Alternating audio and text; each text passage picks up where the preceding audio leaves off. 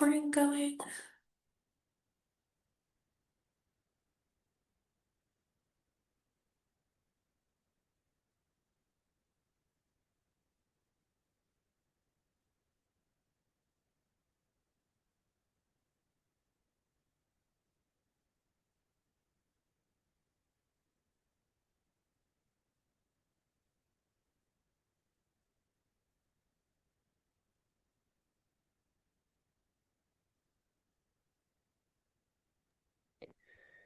Good afternoon, everyone. We're going to get started in just a moment as we allow for more folks to come in. Thanks for being here.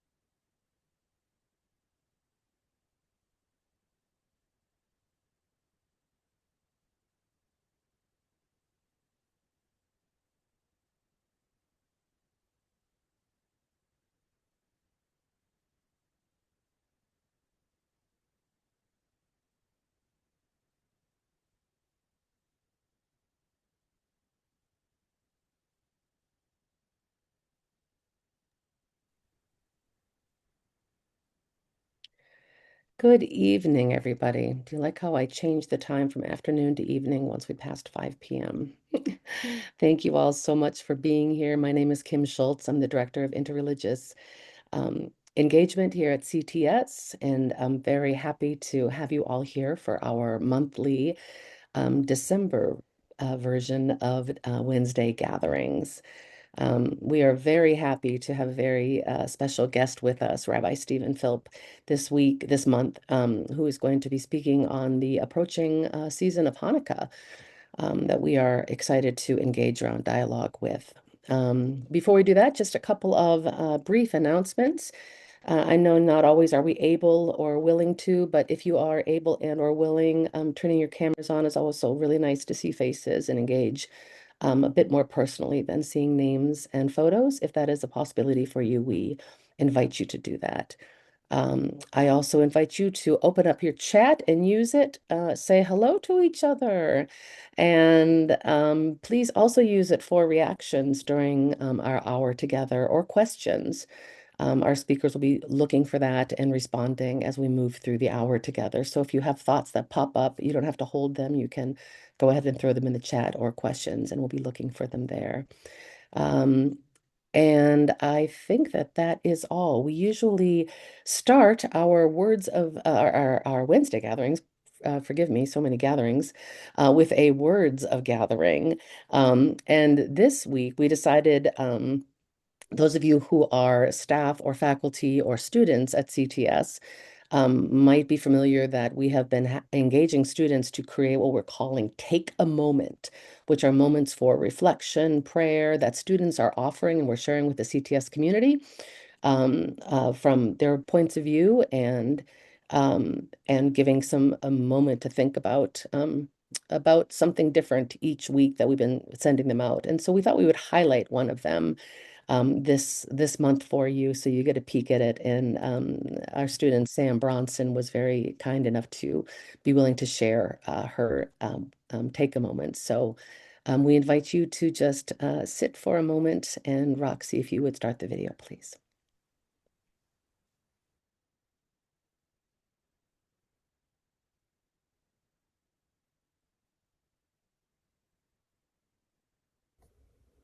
Hi, students of CTS. My name is Reverend Sam Bronson. Pronouns are she, her, and I am a first year Demon student and wanted to offer a prayer to you from the book called A Child Laughs, Prayers of Justice and Hope by Maria Mankin and Marin C. Tirabassi. Prayers written for children and just people of all ages in our world. So this is a prayer offering and claiming wholeness. Holy, whole, and healing God, you are our source and our end. You have created and claimed us, called us your beloved children. We praise you for your steadfast love and your vision of wholeness for all people and all of creation. Yet we struggle to maintain our faith, our sense of trust and peace and worthiness in light of the violence that racks our world. Some among us today are wounded and hurting from physical, spiritual, or emotional violence, while others are struggling with brokenness, experienced in different ways. Help us now to see ourselves as you see us, to center ourselves in your grace, that we might know how deeply you care for us, and to be restored to a sense of our own wholeness and renewed by your steadfast love. Healing, whole, and holy God, you offer healing that we don't always understand, to reach the deep and broken places in ourselves and in the world. You call us to find wholeness not only for ourselves, but for all of creation in the practice of compassion, justice, peace, and reconciliation. In you, you have shown us what it means to embrace a holiness that is inclusive, not exclusive, to break down dividing walls and replace them with bridges of understanding.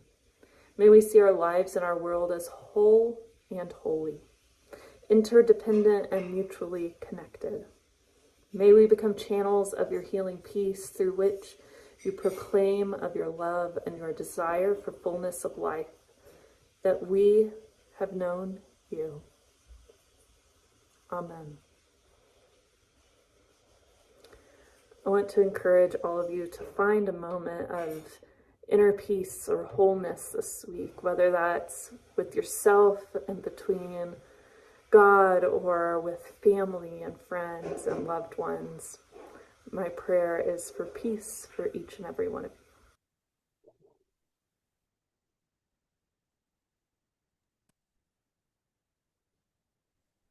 Thanks, Roxy. And thank you to Sam. If you're a member of the CTS community, I encourage you to keep your eyes and ears out for those as they come out and to actually take a moment. There is a lot every day coming at us, and we have to remind ourselves to slow down and to breathe and to take a moment. And also, if you are a guest, and we have several guests here joining us, we are working on potentially making these available publicly. So we will alert you when they are available on our external channels as well. Well, as we approach the season of Hanukkah, which I believe starts on the 14th, Rabbi Steven, if I'm not mistaken, we are getting very close. We thought we would invite a dear friend of CTS's, uh, um, Rabbi Steven Phillip, who is a friend of ours, a colleague. We've worked together in the past. Uh, Rabbi Steven hosted the trolley last year or this year or some year at Mishkan Chicago, where he is currently serving as associate rabbi, I believe. We were thrilled to partner on that and to continue to work with each other. As I mentioned, Stephen is at Mishkan Chicago. He currently serves on the board of the Jewish Council of Urban Affairs and the board of the Community Mikvah of Chicago. He's a member of the Interfaith Leadership Network with the Interfaith Alliance and a convener of the Israel Policy Forum Charles Bronfman Atid program. And we are very thrilled that he's going to speak to us today. After he's done talking, he's going to engage with our own Dr. Camila Hall-Sharp, who is the Assistant Professor of Hebrew Bible and Public Ministry here at CTS. Dr. Hall-Sharp enjoys examining the intersection of race, gender, and class with the biblical text and contemporary culture using a trauma-informed womanist approach. I look forward to a hearty conversation between the two of them, as well as everyone gathered here. But for now, I thank you, Rabbi Steven, for being with us in our community. We're so happy to welcome you here. And please. Thank you. It's really wonderful to be here. It's always an honor to come into this community and be able to connect with all of you. Um, so I'm going to offer some words and some thoughts. Although truly, if the questions come up, if thoughts come up, please use the chat. I'll do my best to keep an eye on it, as well as my notes, as well as your lovely faces for those of whom I can see right now. And it's really wonderful to gather with you all here on what is a cold and snowy night in Chicago. And we are coming up on the holidays of the season that remind us of our ability to create community and warmth together, of which Hanukkah is one of those holidays. And this time of year, I often hear some of my colleagues complain, right? Hanukkah, it's a minor holiday, right? It's like not one of the important holidays in the Jewish calendar, right? A few months ago, we had Rosh Hashanah, the New Year, Yom Kippur, our day of reflection and repair. We have Passover in the spring, which is actually the most widely observed Jewish holiday in our calendar. There are much more important holidays. But within the Jewish community, and I also think just within American society writ large, Hanukkah has actually become quite an important holiday. It is one of our most widely recognized holidays outside the Jewish community, and it has grown in its observance and celebration within the American Jewish community in particular. And it has become, in some ways, one of my favorite case studies of how rabbinic Judaism, that's the Judaism that we practice today, is an evolving tradition. It is a tradition that has changed, right, to meet the opportunities and challenges of new contexts. The Judaism that we practice today is not the Judaism we practiced a century ago, and it's certainly not the Judaism we practiced 2,000 years ago when the temple was still standing in Jerusalem. So to use Hanukkah as a case study, I think is a really great window into what is the Judaism that we know today, and how it changes, right, to meet particular challenges and opportunities as well as they present themselves. So to understand this process, I think we have to go all the way back to the holiday's origins, right? The story of Hanukkah, some of you might be familiar, is found in the books of First and Second Maccabees. These are books that I know are included within the Old Testament, within certain Christian traditions. They are not included in the Hebrew Bible, but they're recognized as part of our textual tradition within the Jewish community. And these books, First and Second Maccabees, record the Maccabean revolt against the Seleucid Greek Empire. So some background, some of you might know this history, some of you might not know this history, but I think context is really important. So after the conquest of Alexander the Great, immortalized as it were by Colin Farrell in that movie that came out, I think in the early 2000s, and he had the terrible blonde dye job. But Alexander the Great, right, conquers the land of Israel, Judea, in 333 BCE. His empire is very short-lived, as we know. He dies very young, and so it's divided amongst his generals into a series of successor states. And so Judea and the land of Israel as a whole, which had been under Persian rule prior to that point, fell under the control of Seleucus the First Nicator, right? So that's one of his generals, and he becomes the namesake, right, of the Seleucid Empire, which is going to control this area of the world for several centuries. So we're going to fast forward, right, from that time period to one of his successors, which is Antiochus IV Epiphanes. Hebrew is the ancient language I know, not Greek, so I apologize. I'm sure some of you could pronounce these names much better than me. But Antiochus IV, he's the villain of our story. He embarks on this aggressive program of Hellenization, of promoting Greek culture, language, and religion, in particular suppressing local practices, in this case, Jewish practices. One of kind of his most egregious parts of this program was installing idols within the temple in Jerusalem, which had been up to that point the center of Jewish practice, right? All of Jewish practice up to that point had centered around the temple in Jerusalem. It was the place of pilgrimage. It was the place of community gathering. When one was not in Jerusalem, one was supposed to face toward Jerusalem, toward the temple, right? It truly was kind of the centerpiece of the Jewish tradition at the time because it was thought to be the dwelling place of the divine and therefore the place that we could actually interface with God. And so this desecration of the temple, this suppression of Jewish practices, it sparks a revolt led by Judah Maccabee, for whom the book of Maccabees is named. And in 164 BCE, they capture Jerusalem. And on the 25th of the month of Kislev, which is now the first day of Hanukkah, they rededicate the temple. And so I just want to read a passage from First Maccabees here. It says, Then Judah appointed men to fight against those that were in the fortress until they chased them from the sanctuary, and he chose priests who were still ritually pure, those who had not abandoned the covenant of their God, and commanded them to cleanse the sanctuary, carrying out the defiled stones into an unclean place. And they celebrated the rededication of the altar for 8 days. They brought up sacrifices and offerings with joy in their hearts. They decorated the front of the sanctuary with crowns and shields of gold. They purified the gates of the courtyards. They replaced the doors that had been broken, presumably in the fighting. And there was great rejoicing among all the people because God had excised, right, the disgrace of these Greeks from among them, and Judah and his brothers and all the community of Israel were commanded to celebrate the rededication of the altar on the 25th day of the month of Kislev, 8 days each year, with praise and thanksgiving to God. And so we actually have evidence, historical evidence, that this holiday was instituted by the Maccabees. It was maintained under the now independent kingdom of Judea, the Hasmonean dynasty. But really, if we look at this story, Hanukkah is a military holiday, right? Even the selection of the date, the 25th of Kislev, is intentional because that was the anniversary on which the temple was desecrated. So Hanukkah is really, at this moment, about celebrating the improbable triumph of the Maccabees over the oppressive might of the Seleucid Empire. Remember, the Seleucid Empire were the inheritors of Alexander the Great's military prowess, right? This was one of the greatest armies that existed at the time, and somehow this like ragtag group of Jewish folks were able to overthrow this mighty army and establish this now newly independent Jewish state and to rededicate the temple. That's what Hanukkah was about. It was a military kind of, you can almost imagine a military parade, happening. I don't think a military parade actually happened, but you could imagine that happening in a modern context, right? It was really a holiday about martial victory. And this really improbable moment of a small group overcoming a much larger power.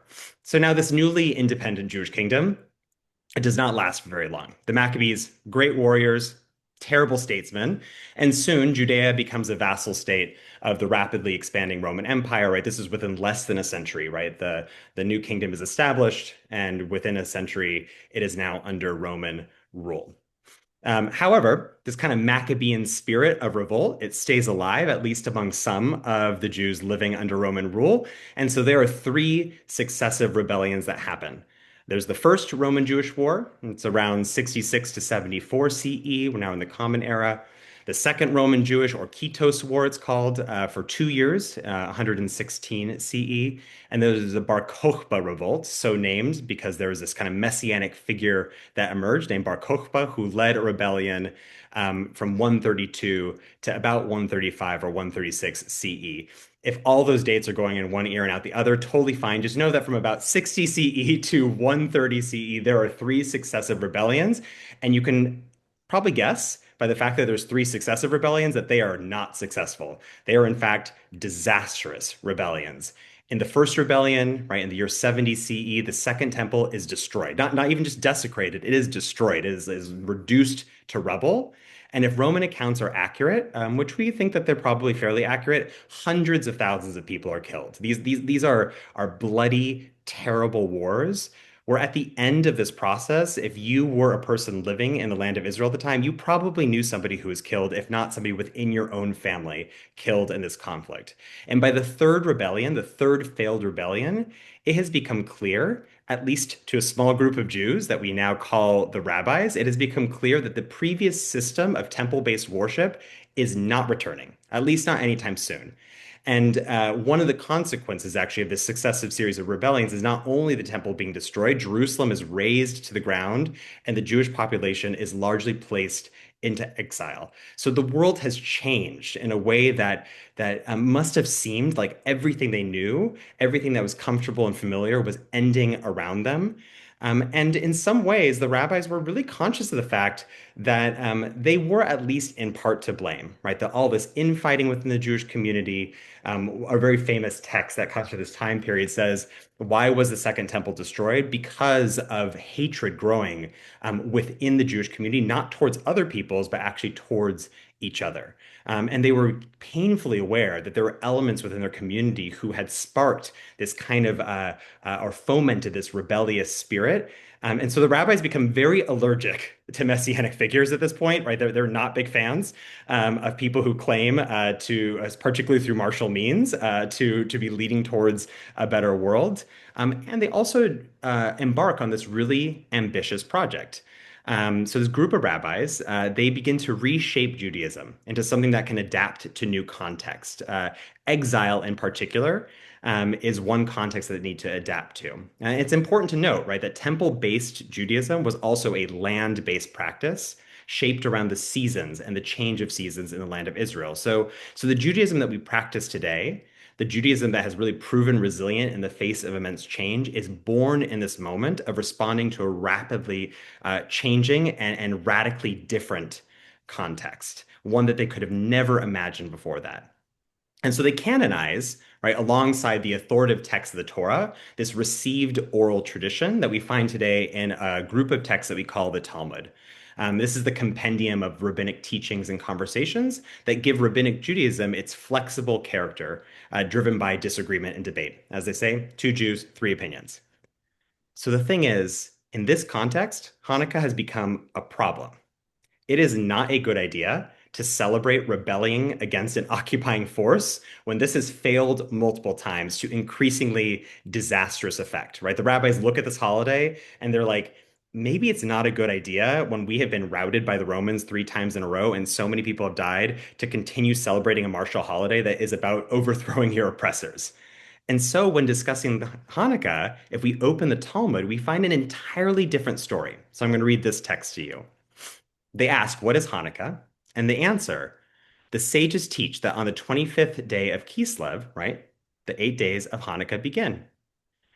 And one may not eulogize on them, one may not fast on them, right? These are days of joy. And what is the reason?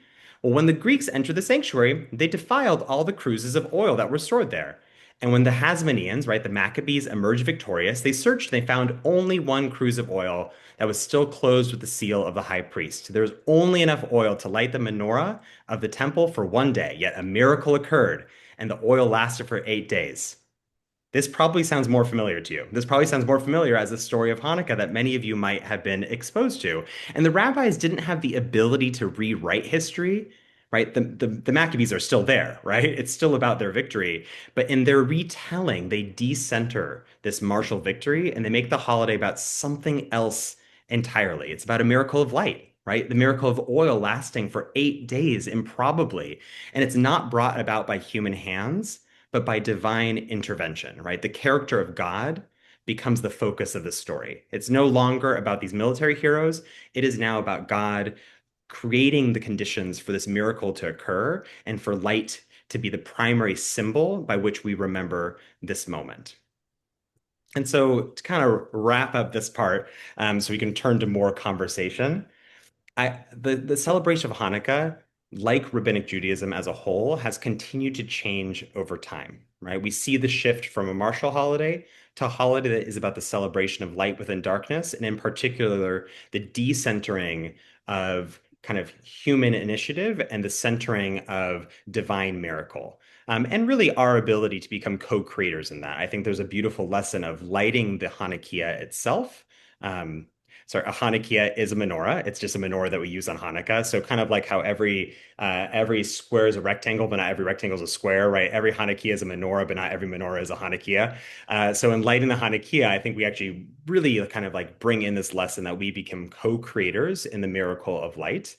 But Hanukkah has continued to change, right? We've picked up different food ways, right? The rabbis of that period were not eating latkes, potato pancakes, or sufganiyot, right? Jelly donuts. Those are food ways that we picked up as the Jewish community has migrated and encountered different cultures. right? We've picked up festive activities, right? The dreidel, right? The spinning top is like a 17th century German betting game, right? But we adapted that and we integrated that into our tradition of celebrating Hanukkah, right? Rabbinic Judaism is a meant to adapt and to change, right? We have always been a multicultural, multi-ethnic people, and in encountering new cultures, right, we bring in those traditions and we adapt and we change and we assimilate them to our own practice so that our practice becomes more robust and more kind of connective, I imagine, to people who are living in that time. So the fact that you can buy an inflatable lawn ornament of a bear holding a dreidel, right? Like the fact that it's actually one of my favorites because it's so bad it's good. The fact that there are Hanukkah aisles, right, at Target or a Walmart is a reflection of this moment that we find ourselves in, right? Um, Jews are emancipated, right? Like it has only been a few centuries that we have been allowed to be citizens of the countries we live in, right? And so Hanukkah actually becoming a recognized holiday within a place like the United States is a reflection that we are able to actually assimilate into society here. The fact that Hanukkah is taught in our schools, right? The fact that it has become a recognizable symbol of the Jewish tradition to people who are not Jewish within this country showcases the not only the safety and success that we found in this country, but even the acceptance we have found. And I name that recognizing that we live in a moment where we see kind of old hatreds rising again. We see the strengthening of those hatreds, but we also see alongside that, right, the fact of our history is that this is the safest and most accepted that we've ever been, right, in the entire history of our people. And that's reflected in, right, the silly bear lawn ornament, right? The fact that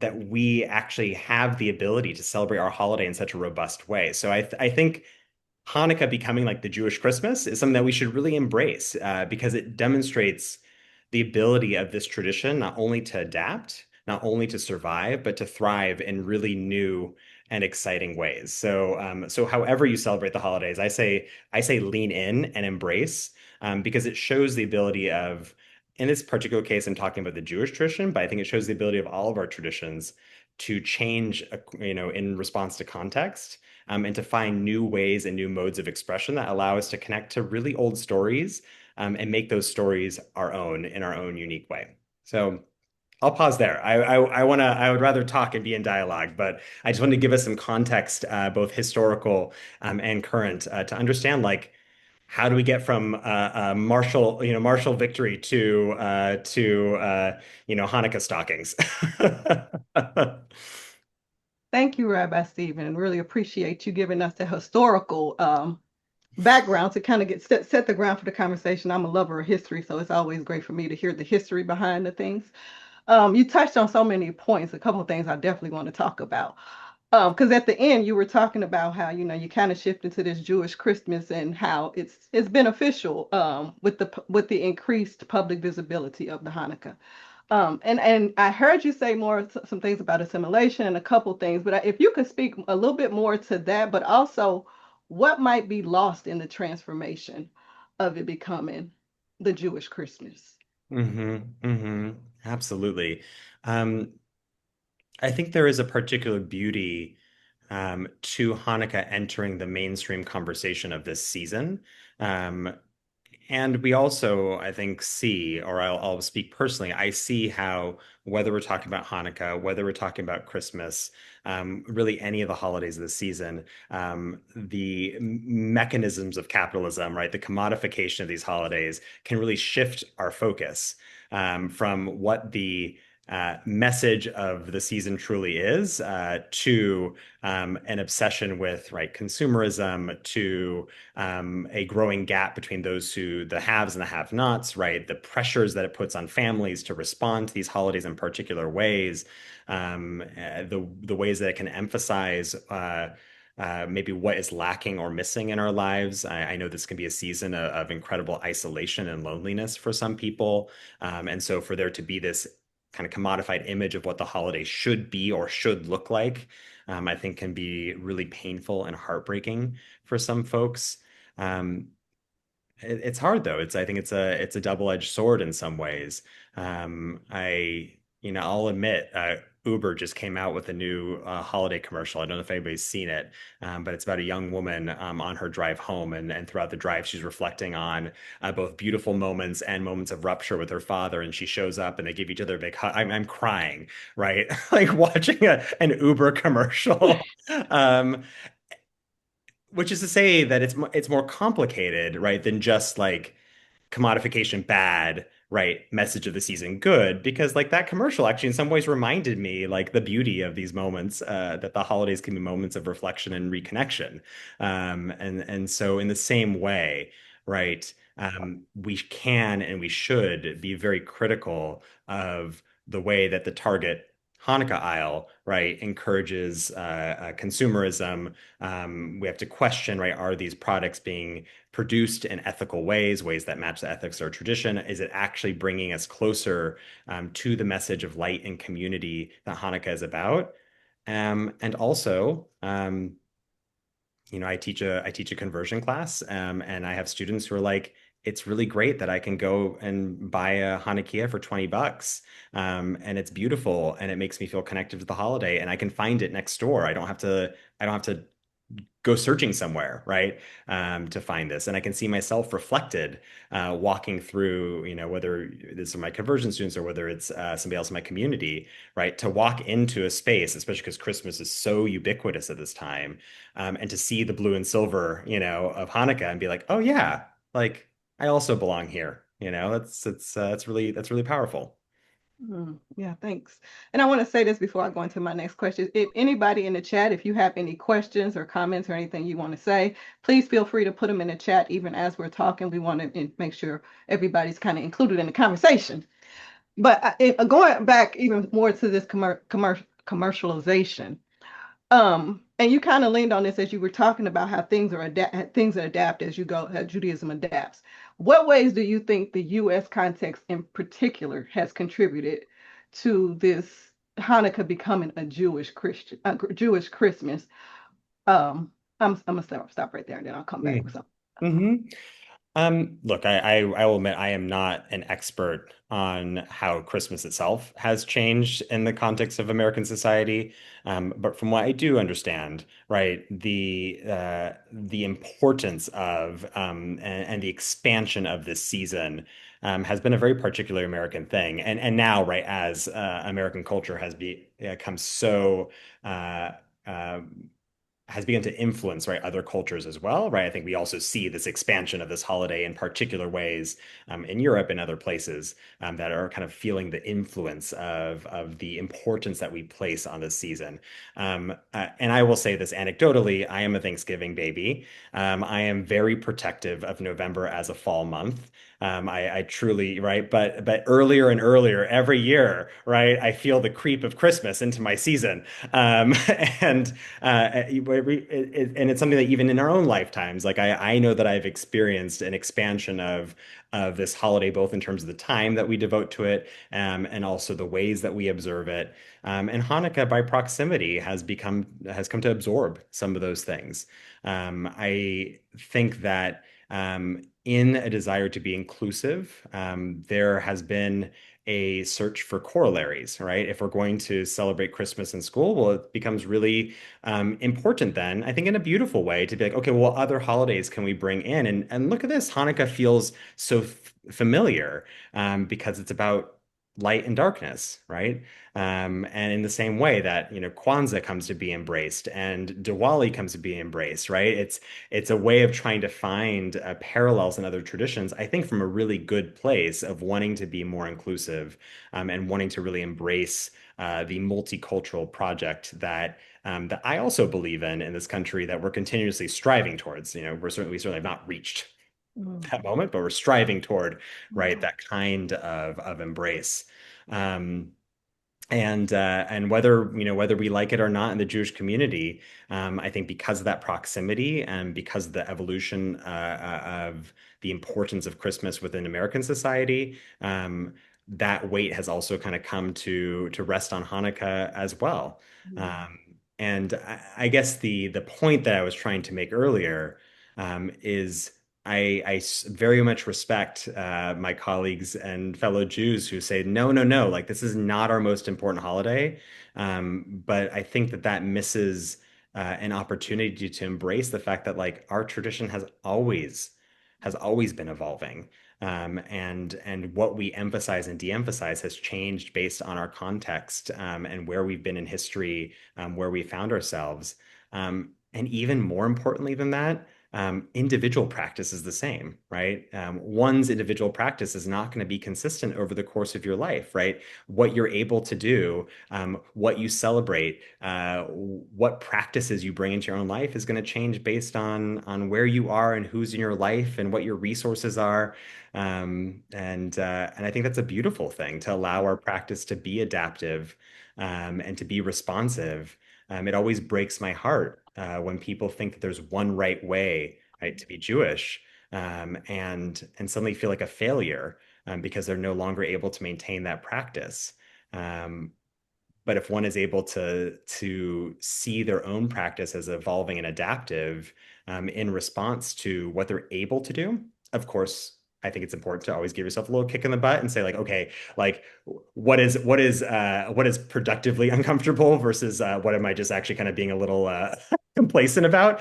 But to be really gentle with ourselves and say like, well, what am I able to do? Look, if you're, you know, if you are a physician who works Friday nights, like you're not gonna be going to Shabbat services, like, but one can still find a way to bring like peace and a moment of pause and reflection into their Friday night. It might just have to happen between cases in the OR, you know? And I would hate for that person who's doing really important work to be like, oh, I'm a bad Jew, you know, because I wasn't able to do it this particular way. So I think the macro lesson of evolution and adaptation can become a micro lesson personally for each of us to give ourselves the grace and perhaps maybe some of the fun and creativity of allowing our own practice to adapt and respond.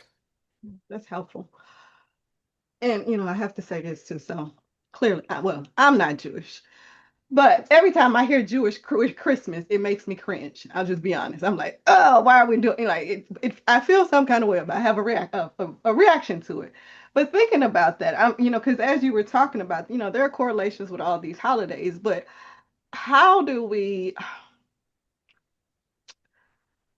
kind of draw the line of where we're engaging and doing some joyful maybe cultural participation in different things versus the commercialization or the appropriating other people's cultures in different ways.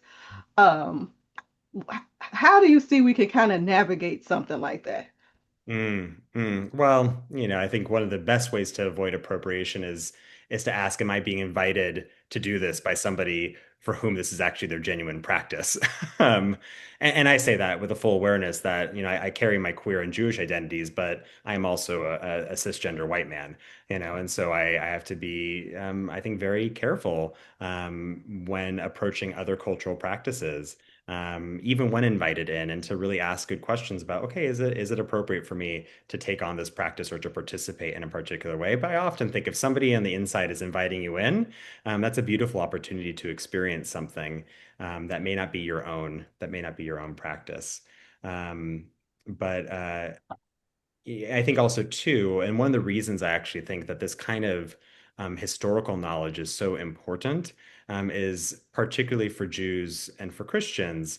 Um, there is often a feeling that Judaism was the thing that came before, and then Christianity is the thing that came next. And I guess if you're talking about the Muslim tradition, that's the one that came after that, and that there's like this succession.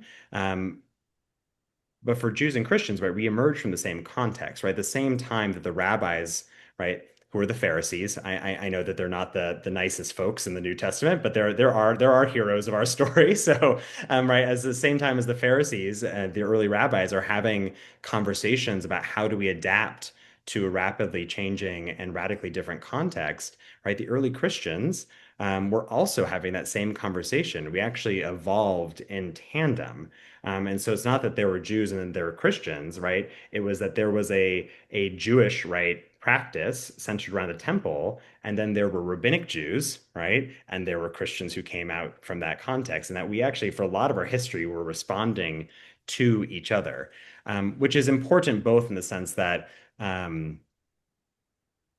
a lot of Jewish practice today is something that evolved, either co-evolved with Christianity or evolved much later. And I often see from a Jewish perspective, folks, I think, often making very well-meaning mistakes, but thinking that Jewish practice that we do today is somehow a reflection of what people might have done before. A classic example of this, I think, I see Christian seders sometimes around Passover. Most of our practice of the Seder, right, of the Passover meal, came in the 600, 700, 800 CE, like way after the life and times of Jesus of Nazareth, right? If he walked into a Seder, he would be like, "What? I don't know what you're doing," you know? And I think it. Look, I think it comes from a very well-meaning place, right? To say like, oh, well, I want to engage with maybe some of these older practices, some of this common heritage, right, of our traditions. But I think it's important to understand the historical context because you might look at something like Hanukkah, the way it's practiced today, and think like, oh, like that must have been the practice that happened then. But now given some context, right, around the time that Jesus and the disciples were living, Hanukkah was still a martial holiday, right? It was a holiday of victory over the Greeks, and the emphasis on light, the use of the Hanukkah to commemorate that is going to come not too much later, but later Mhm. than that time. Well, talking about the historical context, we actually have a question in the chat from Judy. She says, in the historical context you gave us, when and how did the gifts during Hanukkah begin? Oh, that's a great question. In terms of its current iteration, it's really within the last century that we see the kind of current gift giving practice. And I say this as somebody who comes from I have a mother who goes all in on Hanukkah. I get 8 numbered presents that must be opened night by night in the order that she assigned them, because usually they build thematically, which is very sweet. We had practices that are borrowed from other traditions. I mentioned the dreidel earlier. So it became a common practice within the German Jewish community and other communities nearby to give gifts of candy, right? You might recognize Gelt, for example, the chocolate coins, was a practice that was adapted during that time. But the idea of like wrapped presents being given to each other is a fairly recent phenomena, again, in response to Christmas. Um, we also know, right, that gift giving in that way on Christmas is also not necessarily even currently part of all Christmas traditions. I know in different countries and different places around the world, right, the idea of waking up to a bunch of presents under a tree is actually not the way that Christmas is practiced. That is also a particularly American phenomena, the way at least it's expressed today. So again, by proximity, right, we borrow from each other and adapt accordingly. Yeah. Thank you, Judy, for that question. All righty. So my next question is thinking about even talking more about some of the practices around Hanukkah. Mhm. Mhm. What do you find actually for you? I'll say for you personally because you can't speak for everybody. Actually connects you probably with the deeper themes of the holiday. What practices do you see? So there are two primary mitzvot, two primary kind of actions we take around Hanukkah. One is lighting the candles, and so we might light one on the first night, two on the second night, etc. Although, fun fact, that was actually a source of debate among the rabbis. Should we start with 8 and go down, or should we start with one and go up? We decided that we go up because one should increase in joy and holiness and not decrease in it. So we fell on that side of the argument. And the second is Pirsume Hanes is the Hebrew, to publicize the miracle. So if one is able to, if it is safe to, one should put the Hanukkah in their window or at a doorway to share that light with other people. Um, I am a big fan of simple and effective ritual. And I think that lighting the Hanukkah candles is a really beautiful, simple, and effective ritual. I love having the parties. I love fried foods. Presents are fun. Gift giving, I will admit, is one of my love languages. But there is something really beautiful about dimming the lights, right? Kindling those candles, watching that glow, right? Fill the space, especially on like a dark winter night like this. Um, and there's two favorite moments of mine, right? One is the first night of Hanukkah, I think is very powerful because we watch how like a single candle has the ability to light an entire room, right? Like how amazing is that? It's such a reminder of our own ability to create light and that like no action is too small, right? Like no deed is too insignificant, right? If done with intent and with a desire to create good in the world, right? That's a light that illuminates darkness.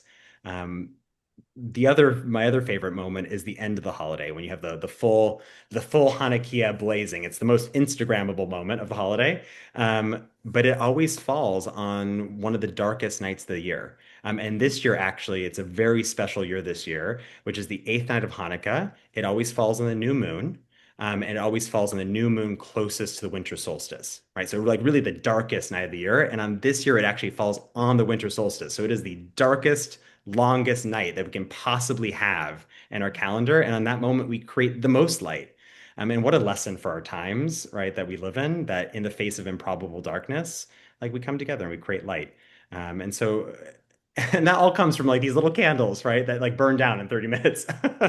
Which by the way, they're meant to burn down in 30 minutes because we don't we it's like a rabbinic safety measure. We want to be able to watch the candles and have them burn down and not have them like burning through the whole night. So, uh, uh, Thank you. It's yeah. a very powerful image, too. So we have a question from President Brad Braxton. It says, Rabbi Stephen, in your compelling retelling of Hanukkah, you noted how internal divisions shape the story. As someone from a Christian heritage, I often wrestle with expressions of Christianity that feel far from my own practice of faith. In this season that highlights resilience and debate, how do you view the diversity of Jewish streams today? What feels most life-giving, and where do you see ongoing challenges? Oh, that's a really good question. Um, the Jewish community is not immune to the polarization that has shaped our society over these past decades, and it's something that we certainly have seen um, become more and more of a problem within American society. I think within our communities, the holiday season in particular, I think highlights these ruptures that have happened, right? Family members we don't talk to anymore because we can't, or that we avoid particular conversations with, right? Friends that we've experienced ruptures with, colleagues that we only have polite and very, kind of light conversation with. Um, and I think that is maybe where we actually need to return to the origins of this story. That Rabbinic Judaism in particular emerged in the context of destruction that was in part brought about because of our inability to speak to each other across differences. I think the rabbis were very smart in really pinpointing what they called sinat chinam, right, baseless hatred, as the reason that this disaster befell us in the first place. It would be very easy to point our fingers at those around us and to say that all of our tragedies are the fault of other peoples. It wasn't Jews, right, who tore the temple apart brick by brick or stone by stone. It was the Romans, and we could have created a whole narrative where it's like, there are just bad people in the world, and it's their fault. But the rabbis looked at their community. They looked at the division that led up to that moment. They looked at the inability to coexist that fomented extremism as we all turned to our separate corners of the city and only talked to people who thought like us and felt like us and became more and more siloed in these echo chambers. It is humbling, right, to look at the stories that have shaped our traditions, right? Again, right, Christianity and Rabbinic Judaism both emerge from this context. It is humbling to look at these stories and to see the resonance with our own time, right? To see that this has been a human problem for at least 2,000 years, and to actually make an attempt to turn toward each other. And that's where I think that this season and the lessons it brings in is so important. because it's not just you that has the ability to create light. This is an inherent human capability. One of the lessons of the Jewish tradition that I most appreciate is the fact that no matter what one does, right, no matter the choices one makes, no matter the harm that a person has caused, right, that light, that ability to do good, that ability to return to it, right, no matter how deep the darkness, right, that candle can still be struck. That is an inherent quality of being human.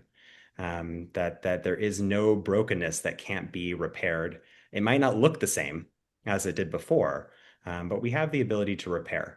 And that's a lesson I think we're forgetting, particularly now.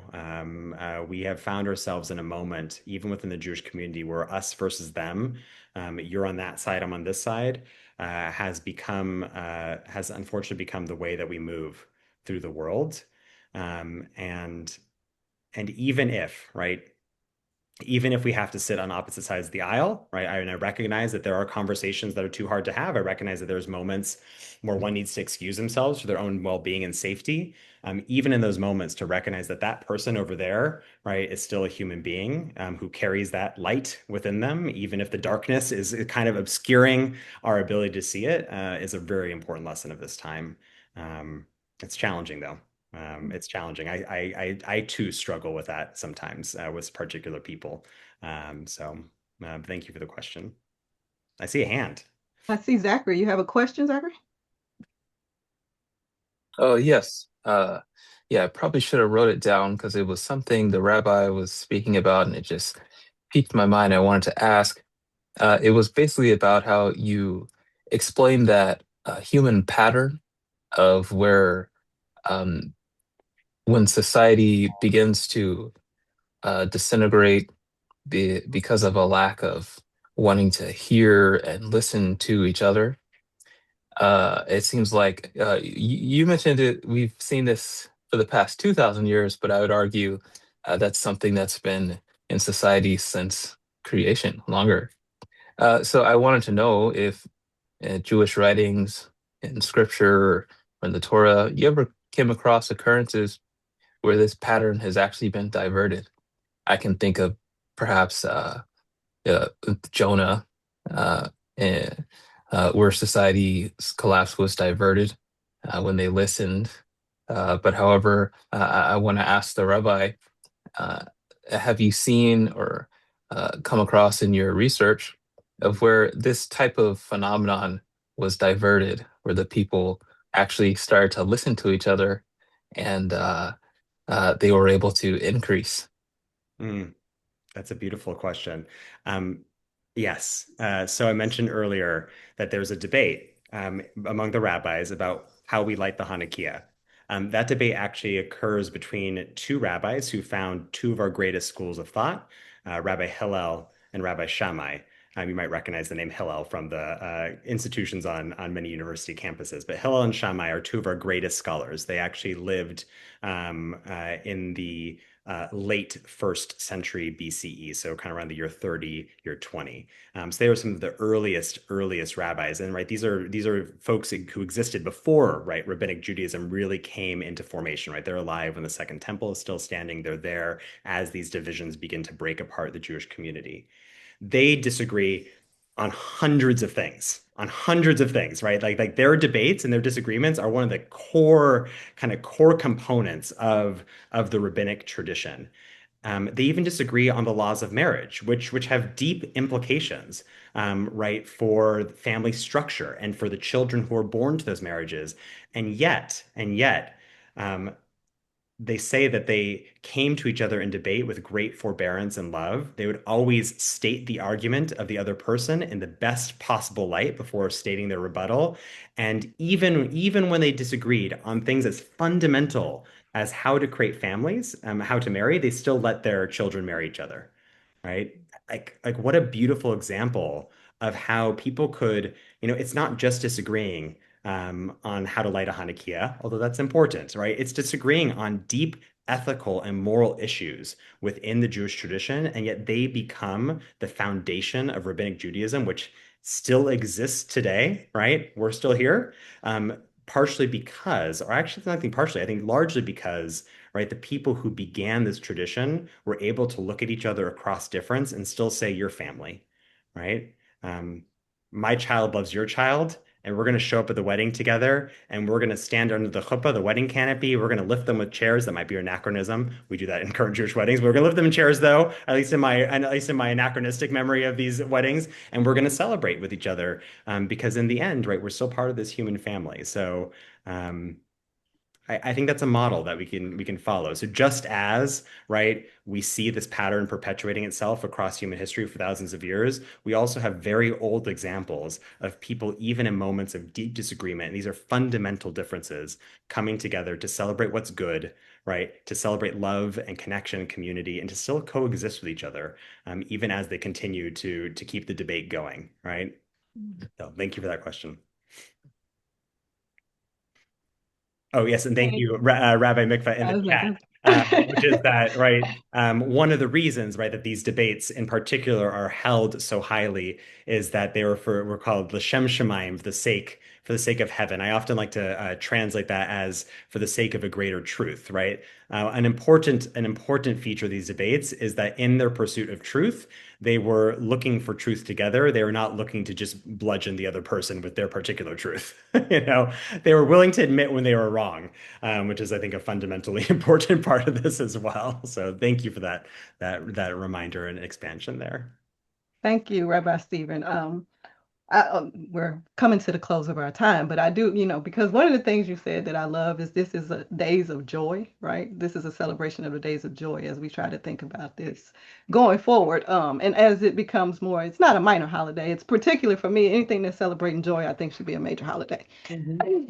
But having said that, in the times that we are living in right now, I'm just wondering if you have anything of how we might celebrate joy in these coming days. Yes, look, as a Jew, and as a queer man, like I am the inheritor of a tradition that says joy is an incredible act of resistance.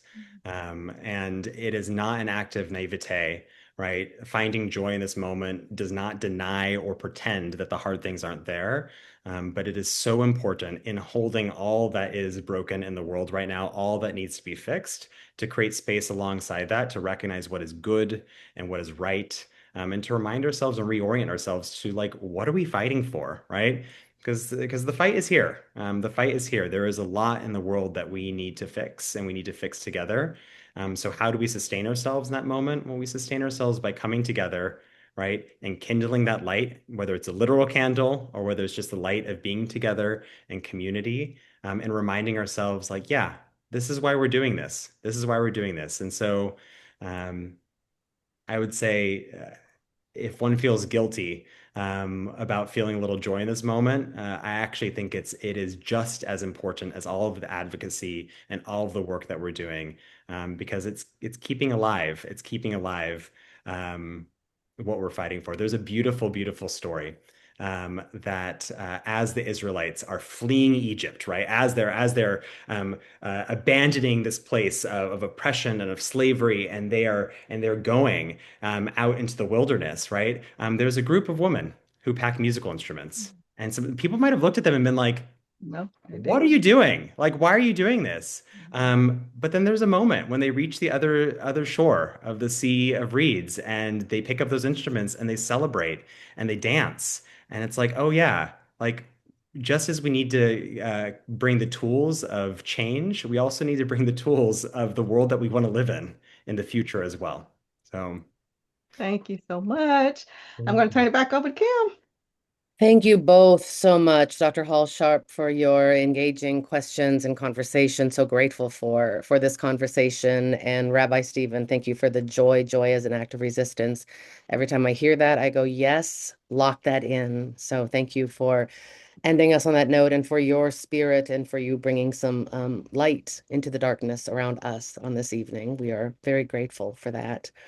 I just want to open it up before we say goodnight to everybody. It does feel like bedtime. I know it's 6 o'clock. It's seasonally so challenging. Good night, everyone. Before we say goodnight, I want to open up to any announcements for the community, from the community, for the good of the community. I will start with one that I would like to remind everybody that this is our final Wednesday gathering of the year, but come January 7th, we will be back. And we're back with an alumni, Dr. Vanessa Gomez Brake, who is going to be speaking on dismantling Christian hegemony in higher education. And we are very excited to welcome back Dr. Gomez Brake to speak with us on January 7th. So we hope that you will join us at the start of the new year. Any other announcements that should be made? I would love to invite any and all of you to any of our programming around Hanukkah. And also in the future, please feel free to come to Shabbat services. Mishkan is Mishkan, Chicago.org. You'll find our calendar there. Please, please, I know it is hard to enter a new space sometimes. So this is your personal invitation from me to come celebrate the holiday or at any point in the future. And look, you know my face, so you already know one person there. Wonderful. Thank you again, Stephen, and thank you all for being here. Have a great rest of your night.